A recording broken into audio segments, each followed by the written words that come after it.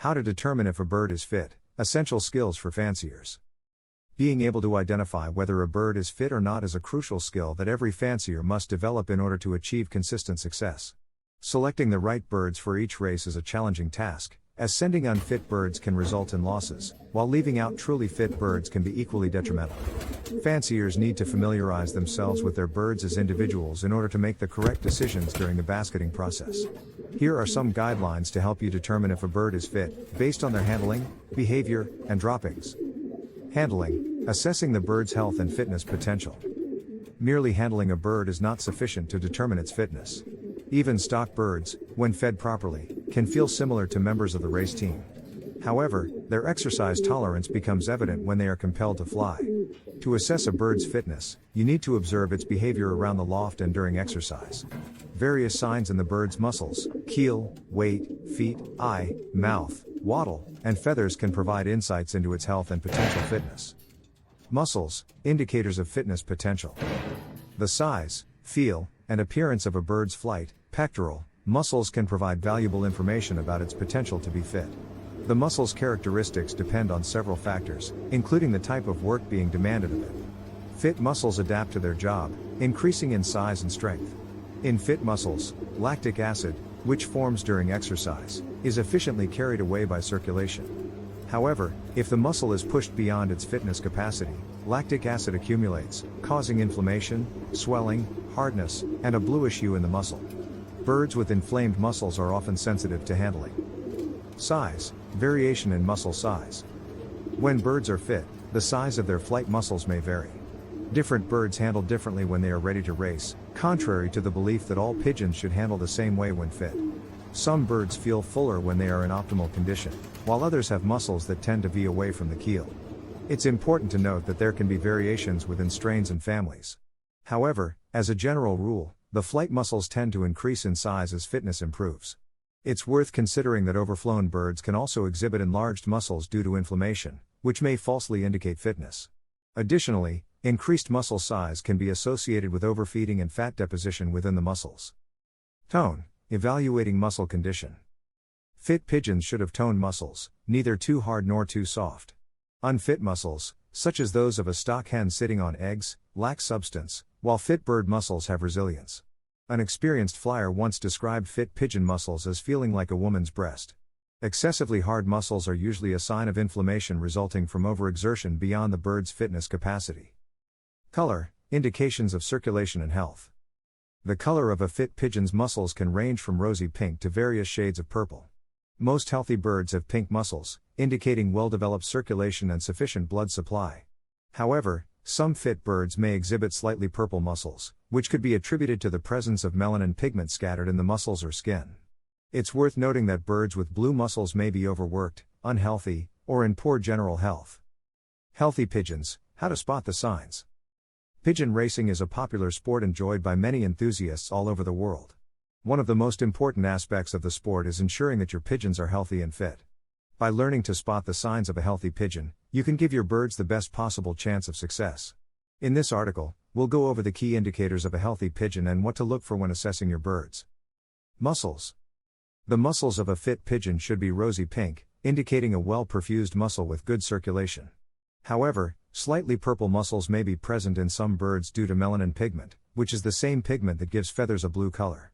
Most reds, mealies, and white birds typically have pink muscles. Blue muscles, on the other hand, occur in birds that have been overworked and chemically bruised due to lactic acid accumulation, unhealthy or unfit birds after exercise, or birds in generally poor health. Skin over flight muscles. In fit birds, the skin over the flight muscles should appear thin and transparent with little flake. This is usually due to an increase in muscle size that can be associated with fitness.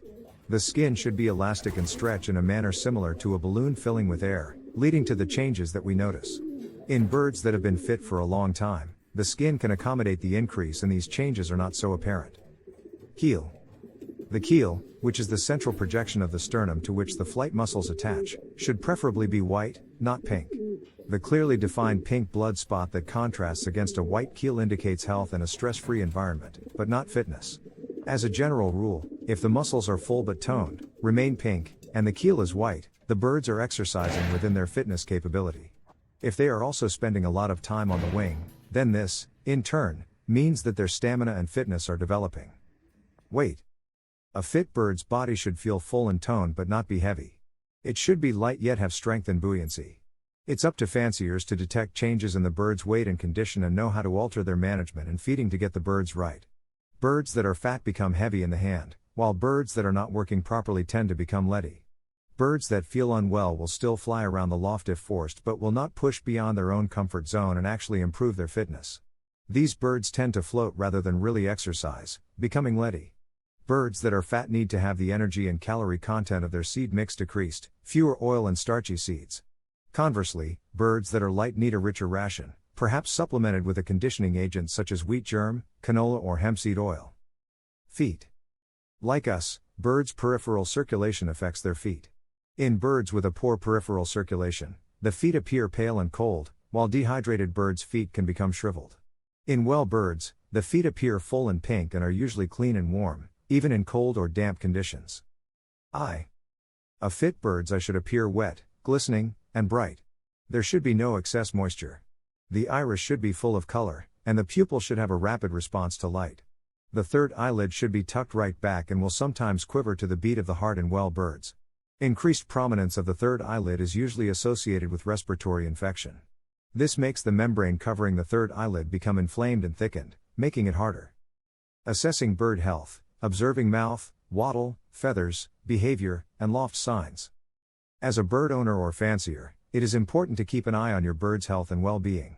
Observing your bird's physical features, behavior, and loft signs can help you detect signs of illness early and address them promptly. Here are some things to look out for. Mouth. The mouth lining should be rosy pink, not pale, red, or dirty gray. The mouth should be moist but not have excess mucus, and any mucus present should be clear. The tonsils should lie flat and match the surrounding tissue in color, while the windpipe should be still and elliptical. The choana or palatine slit should have no discharge and be open. Wattle. The cere at the base of the beak should be white and chalky, free of associated discharge. However, it can be pale pink due to rain, billing, or genetic factors. With respiratory infection, mucus can form in the sinuses, draining under the cere and through the choana or palatine slit into the mouth. The eye cere should be white and covered in bloom, except in birds with genetically pink eye ceres.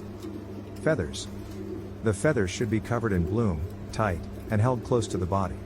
They should appear shiny and feel silky. The tail should be the width of a single feather. The markings and colors should appear distinct. Bloom gives a silky feel and a lustrous shine to the feathers. When being produced in good quantities, it will accumulate on the outer edges of the flight feathers as a white covering.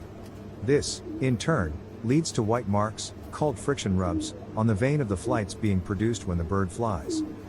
Behavior. Observing birds' behavior in and around the loft during the week, the way they exercise around the loft, and how they look when they land can provide an idea of how a bird feels in itself and its exercise tolerance. Some birds will fly by themselves when well, while others exhibit behavioral changes like parading along the top of a door or taking over a second nest box. For a bird to become truly fit, it must be mentally happy. Loft signs. Fit pigeons should be bright and active, keen to exercise, and confident of their position within the loft. Loft signs such as a clean loft, clean perches, and clean drinkers and feeders are also indicators of good health. It is important to note that handling birds soon after feeding or exercise can result in more mucus present and redder-looking mouths, which can be misleading. Instead, observe your bird's behavior and physical features over time to get an accurate assessment of their health. Fit pigeons are eager to leave the loft during exercise time and fly with purpose, rather than floating like tired or scared pigeons. They will fly for half to 1.5 hours, but some mated birds may become anxious if away from their perch or box for too long. Pigeons that fly for more than 1.5 hours may indicate that something is scaring them away from the loft. It is important not to overfly the pigeons and lose their condition for the next race. When tossing pigeons, fit birds look bright in the basket and quickly group up and exit the toss point. Upon returning to the loft, they recover quickly. A good sign of fitness is when a bird lands from an approximately 1-hour headwind toss, still looking good and keen to re-establish itself on its perch. Fit pigeons will also come at the loft hard and push, arriving panting but recovering quickly. In contrast, pigeons from an unfit team arrive in a strung-out fashion, appear confused, and take a long time to recover. Droppings on the perch can also provide an indication of the pigeon's health. The droppings should be preferably brown and well formed, although greenish droppings are fine if the pigeons are fed greens or seed containing chlorophyll. An undisturbed dropping on the perch in the morning indicates a restful night, which is conducive to fitness. Down feathers stuck to the droppings indicate an ongoing down feather drop, which is a good sign of health. Uniform droppings throughout the loft indicate good flock health, while different droppings throughout the loft may indicate problems such as wet canker. Some flyers mention that the uric acid, white, should be on the top or bottom of the dropping and that the droppings should be dry, nut-like, and spat out at a distance from the bird. In conclusion, observing birds' physical features, behavior, and loft signs can provide valuable insights into their health and well-being. By keeping an eye out for changes and addressing them promptly, you can help your birds stay healthy and happy.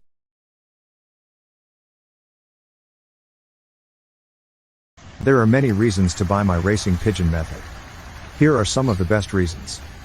You will get excellent results. It's a very simple system to use. It's affordable. I have had over 400 first prize winners. It's adaptable to any situation. You can use it with any racing method, natural, widowhood, young birds. It's a very effective method. There is no need to spend a lot of money on fancy pigeon products. It's a reliable system and it is foolproof to use. Professional athletes, race horses, take the same products. There is science behind this, not just hearsay. It is all to do with red blood cells and oxygen in the blood. Without that, a pigeon will not race well, or an athlete will not win a race. If he has low oxygen in his blood, the above is fact and is 100% science. There are a few things you can do to improve your chances of winning at racing pigeons. One of the most important things is to learn as much as you can about the sport. You'll need to know the different types of pigeons, how to train them, and how to race them. Another key factor is practice. You'll need to be able to fly your pigeons competently in order to win races. And, of course, you'll need to have the funds to invest in racing pigeons and other racing equipment.